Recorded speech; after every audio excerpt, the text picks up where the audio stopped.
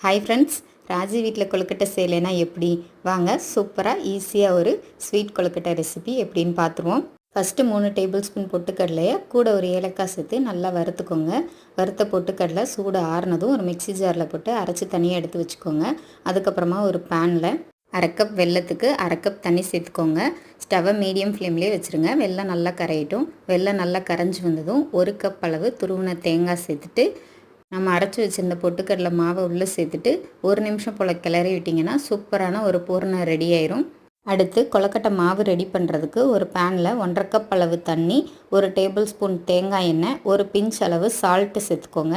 தண்ணி நல்லா கொதி வந்ததும் 1 கப் அளவு பச்சரிசி மாவு உள்ளே சேர்த்துட்டு 2 நிமிஷத்துக்கு நல்லா கிளறி விடுங்க. இந்த ப்ராசஸ்னால தான் கொழுக்கட்டை மாவு ரொம்ப நேரத்துக்கு சாஃப்டாக இருக்கும். அதுக்கப்புறமா மிஷின் வச்சுருந்திங்கன்னா இந்த மாதிரி கொழுக்கட்டையை ரெடி பண்ணிக்கோங்க.